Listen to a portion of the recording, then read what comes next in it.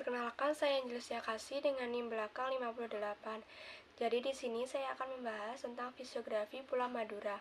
Nah, sebelum itu apa sih pengertian dari fisiografi? Jadi, fisiografi adalah bentukan alam di permukaan bumi yang dibedakan berdasarkan proses pembentukan dan evolusinya. Proses pembentukan dan evolusi muka bumi dapat berasal dari tenaga dalam bumi dan luar bumi. Nah, zona fisiografi Madura sendiri secara umum dapat dikelompokkan menjadi 4 zona, yaitu zona Rembang Madura, zona Kendeng, zona busur vulkanik, dan zona pegunungan selatan. Dan terdapat beberapa formasi, yaitu formasi Ngerayong, formasi Bulu, dan formasi Madura. Nah, yang selanjutnya itu ada keempat zona fisiografi Pulau Madura. Yang pertama ada zona Rembang Madura, berada pada arah barat timur, tepatnya mulai dari Purwodadi di Jawa Tengah ke daerah Tuban, Surabaya, dan berakhir di Pulau Madura, dengan membentuk pegunungan terlipat dan membentuk antiklinarium memanjang, yang ditepati oleh endapan karbonat yang luas dan sedimen klastik laut dangkal.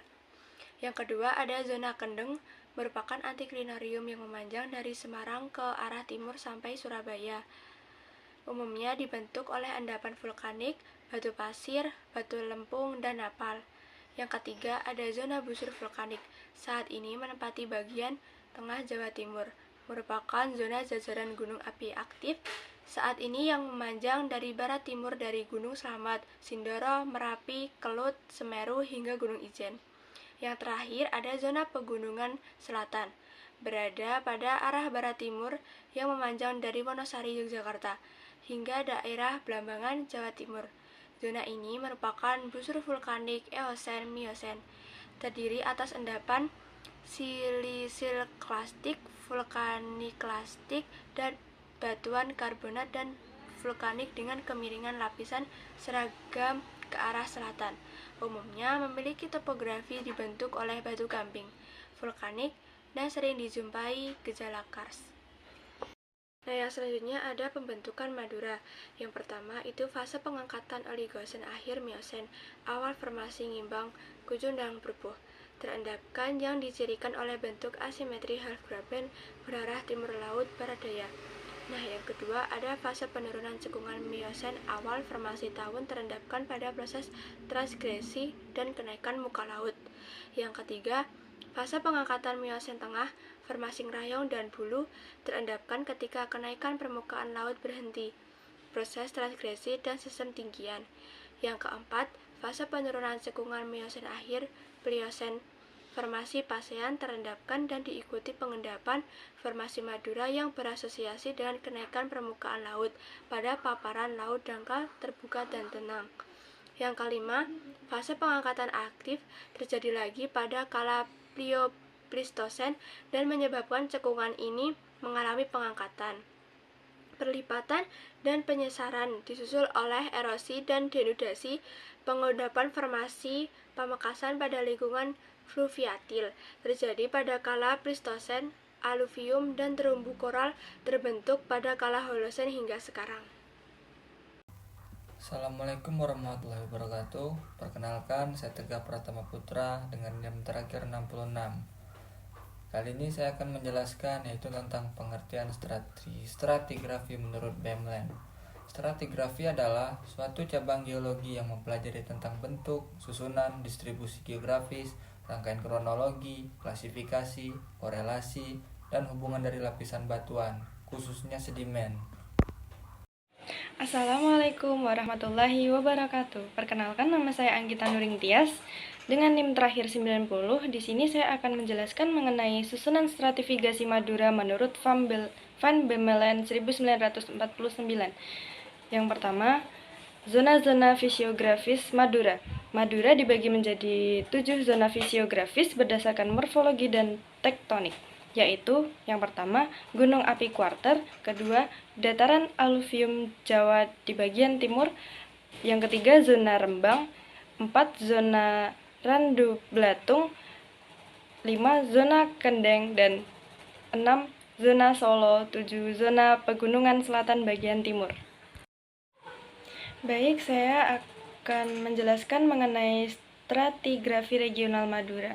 stratigrafis regional, zona-zona fisiografis yang sudah saya jelaskan di slide sebelumnya, khususnya zona kendeng, dapat dijelaskan sebagai berikut. Formasi geologis di zona kendeng. Secara stratigrafi, zona kendeng terbagi atas beberapa formasi geologis dari umur tua ke muda. Yang pertama, formasi pelang. Merupakan formasi tertua di zona kendeng, tebalnya berkisar antara 85 sampai 125 meter. Komposisinya dominan napal dan napal lempungan dengan lensa kalkarenit bioklastik yang banyak mengandung fosil foraminifera besar. Setelah formasi palang, kemudian terdapat formasi geologis di zona kendeng, yaitu formasi banyak, yaitu terdiri dari perselingan antara tuf, batu pasir tuf, breksi tuf gampingan, breksi vulkanik, dan napal tufan yang banyak mengandung fosil globigerina. Struktur sedimen berupa lapisan bersusun atau graded bedding atau paralel laminasi menunjukkan pengaruh arus turbid. Yang ketiga ada formasi kalibeng, formasi puncangan, formasi kabuh, dan formasi notopuro. Formasi-formasi ini juga termasuk dalam susunan stratigrafik zona kendeng, meskipun detailnya tidak disebutkan secara eksplisit dalam referensi Van Bemmelen 1949.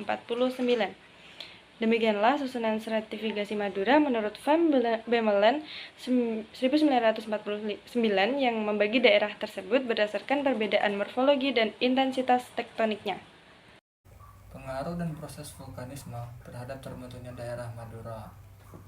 Van Bemmelen 1949 menjelaskan bahwa daerah Madura dan Jawa Timur dibagi menjadi 7 zona fisiografis berdasarkan kesamaan morfologi dan tektonik.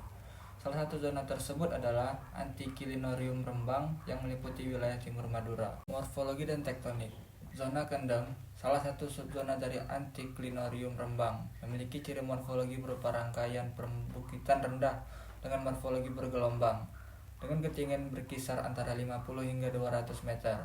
Zona kendeng dapat dibagi menjadi 3 bagian berdasarkan perbedaan stratigrafi dan intensitas tektoniknya. 1. Itu ada kendeng barat, yang kedua ada kendeng tengah, yang ketiga ada kendeng timur. Nah, setiap bagian memiliki karakteristik geologi yang berbeda-beda, seperti presensi formasi-formasi batuan tertentu seperti formasi pelang, formasi kerak, dan seterusnya. Stratigrafi regional. Stratigrafis regional elemen zona kendeng menunjukkan urutan waktu dari tua ke muda sebagai berikut. Pertama, itu ada formasi pelang. Formasi tertua di zona kendeng berbatasan dengan formasi kerak yang lebih muda. Yang kedua ada formasi kerak, formasi yang lebih muda daripada formasi pelang. Yang ketiga ada formasi-formasi lainnya seperti formasi banyak, formasi kelibeng, formasi pucangan, formasi kabuh, dan formasi notopuro. Baik, saya akan melanjutkan pembahasan mengenai pengaruh dan proses vulkanisme terhadap terbentuknya daerah Madura, tentang tektonisme dan struktur geologi. Tektonisme lebih lanjut di zona kendeng didominasi oleh lipatan-lipatan yang biasanya bersudut kecil dan disharmonis. Lipatan-lipatan tersebut menunjukkan adanya gaya kompresi lateral dari arah selatan ke utara akibat aktivitas vulkanisme busur gunung api modern pada masa Pleistosen sampai Pliocene. Selain itu, struktur geologi dan sesar geser kompleks juga menjadi faktor penting dalam pembentukan morfologi Madura. Sesar-sesar geser dalam yang memotong sumbu Anticlinorium Rembang bagian timur dapat menjelaskan pembentukan lembah, sungai Serang, dan Bengawan Solo. Proses terbentuknya daerah Madura menurut Van Bemmelen dipengaruhi oleh kombinasi faktor-faktor geologi termasuk stratifikasi regional, tektonisme aktif, dan interaksi batuan sedimen laut halus berbutir plastis. Morfologi bergelombang dan rangkaian perbukitan rendah di zona kendeng merupakan bukti langsung dari proses-proses geologi yang melatar belakangi pembentukan zona fisiografis tersebut. hasil proses geologi geomorfologi Pulau Madura dengan membentuk pegunungan terlipat dan membentuk antiklinari memanjang yang ditempati oleh endapan karbonat yang luas dan sedimen klastik laut dangkal. Data geologi yang ada memperlihatkan bahwa sejak zaman tersier, di mana Pulau Madura terbentuk hingga saat ini, tidak terlihat adanya kegiatan gunung api. Sedangkan sesar aktif kemungkinan dapat terbentuk di pulau ini. Proses geomorfologi di Madura dipengaruhi oleh aktivitas tektonik, termasuk faulting dan diapirisme, yang menghasilkan morfologi seperti lembah homoklin dan pegunungan. Potensi sumber daya geologi Madura. Pulau Madura memiliki potensi sumber daya geologi yang signifikan, termasuk migas, mineral berbasis karbonat seperti dolomit dan batu kapur, serta bioteknologi kelautan. Menurut Van Bemmelen, struktur geologis di sekitar Madura dipengaruhi oleh aktivitas tektonik yang kompleks, menciptakan cekungan hidrokarbon yang kaya. Namun, pengelolaan potensi ini masih belum optimal, sehingga memerlukan perhatian untuk meningkatkan perekonomian daerah dan mengurangi kemiskinan. Nah, prediksi yang mungkin timbul di Pulau Madura menurut Van Bemmelen mencakup beberapa aspek geologi dan potensi sumber daya. Yang pertama, itu ada geohazard.